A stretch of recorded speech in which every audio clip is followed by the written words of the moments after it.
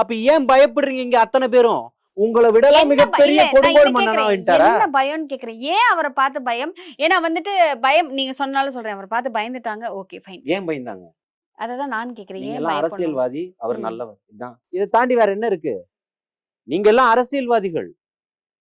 Election நேரத்துல 4 கோடி ரூபாய் பணம் மாட்டிச்ச தாம்பரம் ரயில் நிலையத்துல பிஜேபி இன்னைக்கு அதுக்கு எடுத்துட்டு வந்துருச்சா? ஊடகங்கள் எல்லாமே வகுத்துது.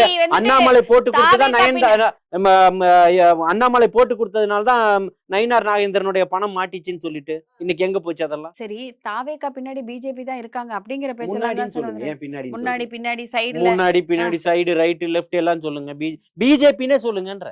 பி டீம் ஏ டீம்லாம் ஏன் சொல்றீங்க? பிஜேபின்னு சொல்லுங்க. பி டீம் தாவேக்கா, ஏ டீம் திமுகவா? யாரு? அண்ணா திமுக பிஜேபியாவே மாறிட்டாங்க.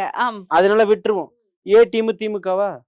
எல்லா மந்திரிகளுக்கும் ரைடு வரும்போது மறைமுகமா விஜய் அவர்களுக்கு வந்துட்டு பிஜேபி சைடுல இருந்து அதாவது ஆசிசவாதிகளோட ஒருபோதும் கூட்டணி இல்ல. உங்களுடைய கொள்கை எதிரியா தான் உங்களை முடிவு பண்ணிருக்கிறார். கண்டிப்பா புரியுதுங்களா? உங்கள்ட்ட மண்டிட்டு வாழணும்ன்ற எந்த அவசியமும் கிடையாதுன்னு சொல்றேன். நீங்களா துரோகிகள்னு சொல்ற. மாநாடுல பேசுறாரு. ஏன் சிறுபான்மை மக்களை வஞ்சிக்கிறீங்கன்னு கேக்குறாரு.